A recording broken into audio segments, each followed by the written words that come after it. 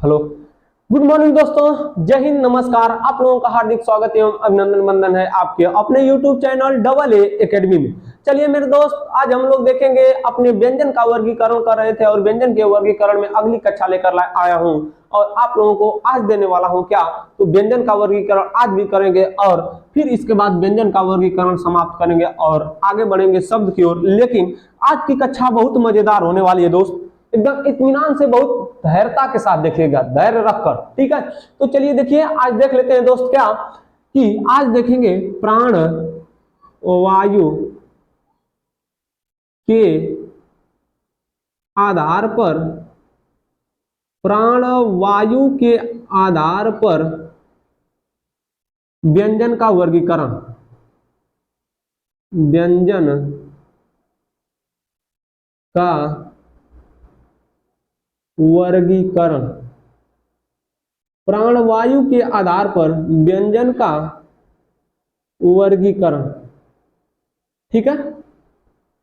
अर्थात प्राणवायु का मतलब किसी भी व्यंजन को उच्चारण करने में कितनी हवा बाहर निकलती है, जोर से निकल रही है कि धीमा धीमा निकल रही है, तेज निकल रही है कि धीरे धीरे, ज्यादा निकल रही है कि कम निकल रही है, यही होता है क्या, प्राणवायु, ठीक है।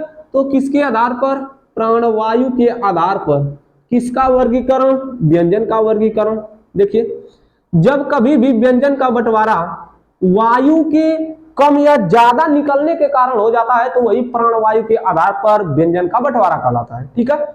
जब कभी भी व्यंजन का बंटवारा प्राण वायु अर्थात मुख से वायु के बाहर निकलने के कारण कर दिया जाता है, कम या ज्यादा के आधार पर, तो वही बंटवारा क्या कहलाता है, प्राणवायु के आधार पर व्यंजन का वर्गीकरण, बस, ठीक है।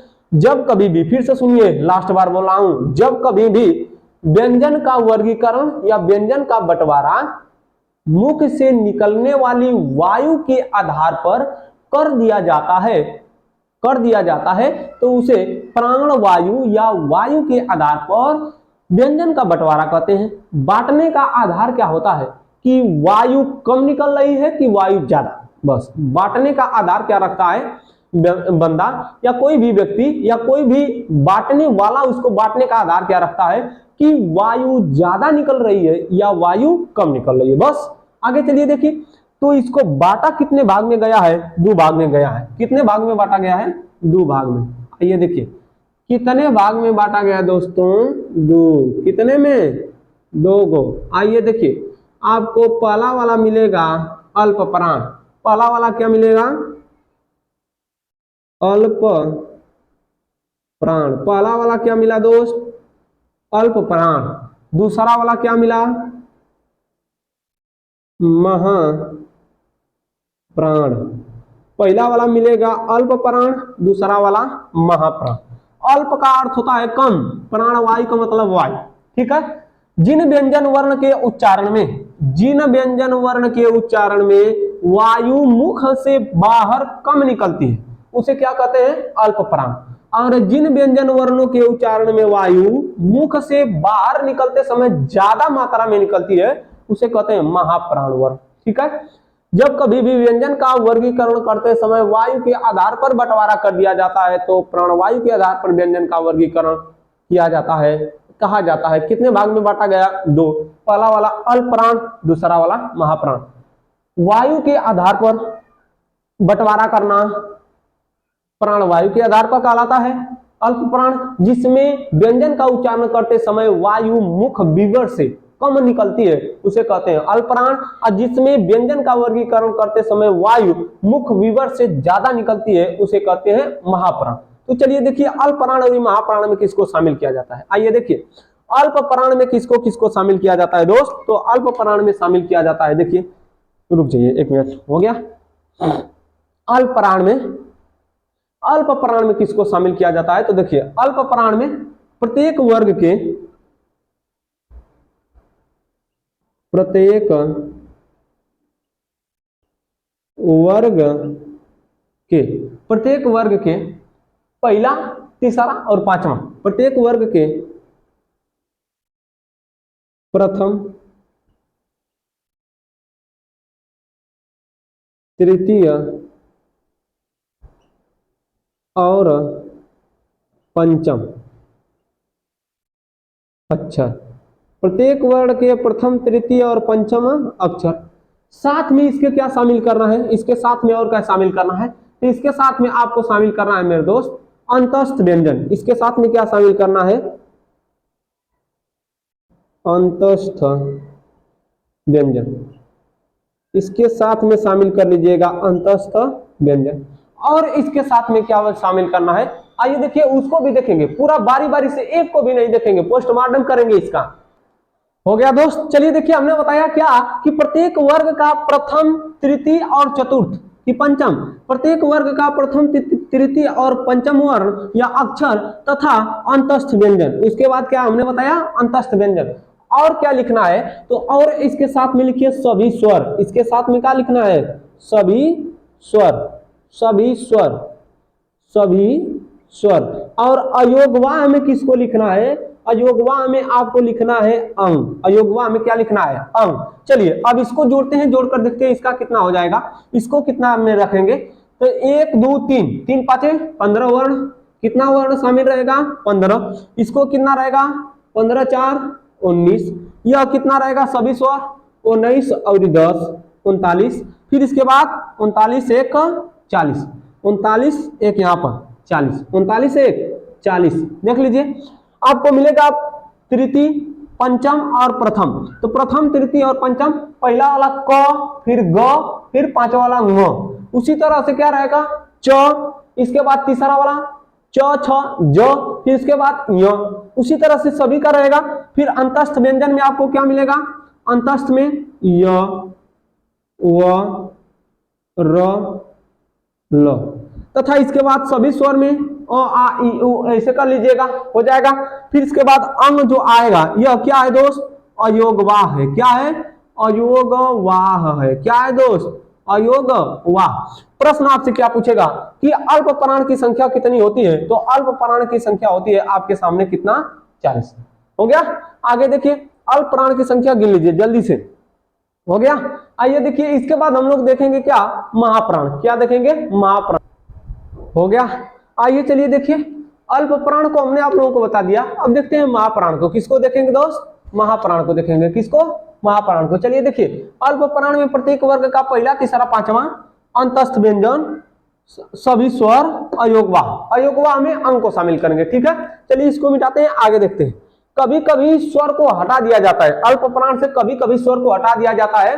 जब स्वर को हटा दिया जाता है तब देखिए आपकी कितनी संख्या हो जाएगी, स्वर को हटा देंगे तो आपकी संख्या 20 हो जाएगी। कितनी, 15 4 19 1 20। जब आपसे पूछेगा कि सीधा सीधा अल्प प्राण की संख्या कितना होती है, तो 20 बताइएगा। कितनी बताइएगा, 20। स्वर को नहीं गिना जाता है लेकिन उस कैटेगरी में रखा जाता है। ठीक है, गिना नहीं जाता है लेकिन रखा जाता है। चलिए इसको मिटाते हैं, आगे देखते हैं। चलिए आगे देखिए महाप्राण, जिन व्यंजन वर्णों को उच्चारित करते समय या उच्चारित होते समय, ठीक है, या जिन व्यंजन वर्णों का उच्चारण करते समय ध्वनि या अंदर से वायु या मुख विवर से वायु महा मतलब अधिक या ज्यादा मात्रा में निकलती है, उसे क्या कहते हैं, महाप्राण कहते हैं। क्या कहते हैं, महाप्राण। तो चलिए देखिए महाप्राण के अंतर्गत किसको किसको रखा जाता है, तो महाप्राण के अंतर्गत प्रत्येक वर्ग का दूसरा और चौथा वर्ण, प्रत्येक वर्ग का दूसरा और चौथा वर्ण। देखिए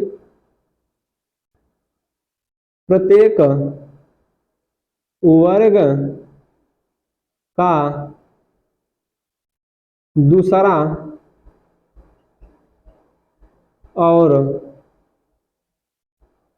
चौथा, दूसरा और चौथा अक्षर, प्रत्येक वर्ग का दूसरा और चौथा अक्षर।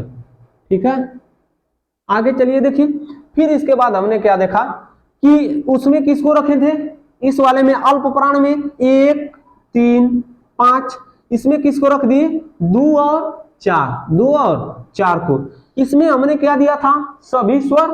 सभी जब स्वर दे दिए थे यहां पर बचा ही नहीं स्वर। अब इसमें क्या दिए थे, अंतस्थ, लेकिन इसमें क्या दे देंगे, उष्म। उसमें क्या देंगे, इसमें दिए थे अंतस्थ, इसमें दे दीजिए उष्म। तो उष्म व्यंजन, कौन से व्यंजन, उष्म व्यंजन। कौन से व्यंजन, उष्म व्यंजन। फिर इसके बाद यहाँ पर हमने क्या दिया था, अयोगवाह का अंग, यहाँ पर दे दीजिए अयोगवाह का अयोगवाह का दे दीजिए। हो गया। चलिए गिन लेते हैं कितने अक्षर हो जाते हैं या कितने हो जाते हैं, इनकी संख्या कितनी हो जाती है। 2 पाँचे 10, 2 पाँचे 10। उष्म की संख्या 4, उष्म की संख्या 4, 100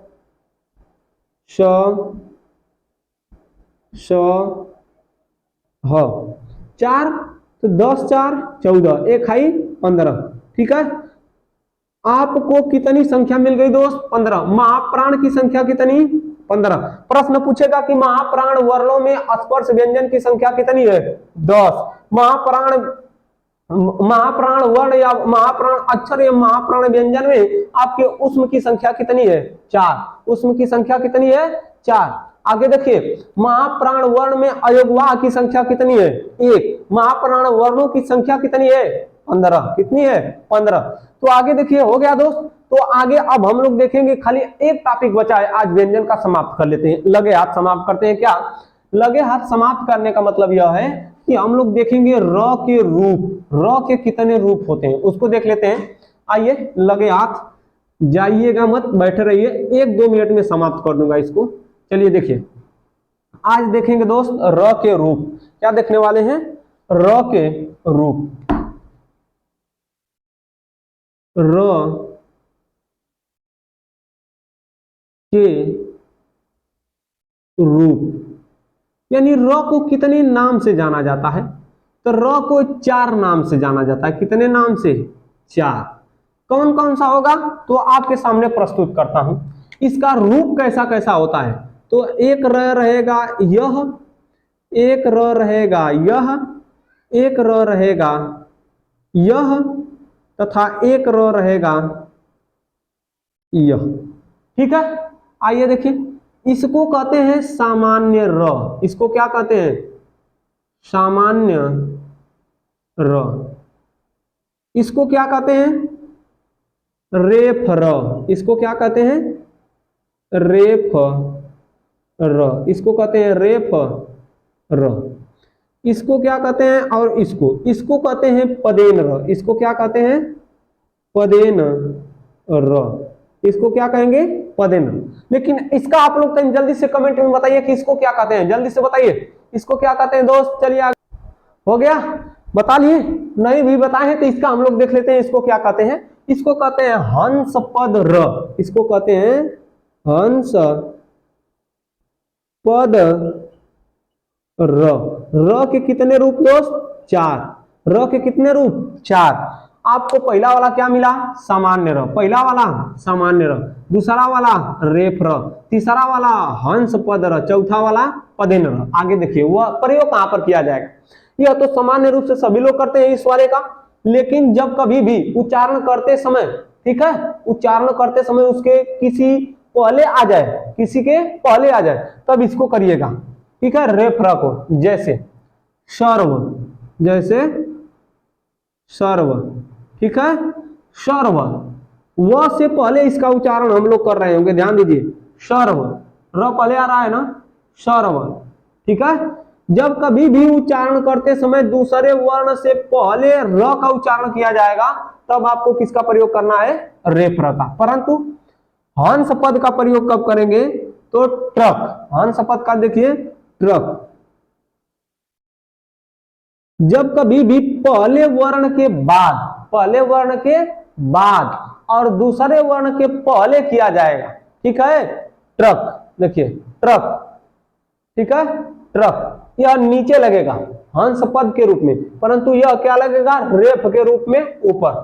ठीक है, प्र। जिसे आगे देखिए, अभी पदेन र का प्रयोग कहां करेंगे, तो पदेन र का प्रयोग किया जाता है जो दंडा वाला व्यंजन रहेगा उसमें, प्रदीप, प्रदीप। देखिए, इस प से पहले, इस प से पहले किया जा रहा है का, प्र नहीं ना, लेकिन इस प के बाद इसके पहले किया जा रहा है प्र।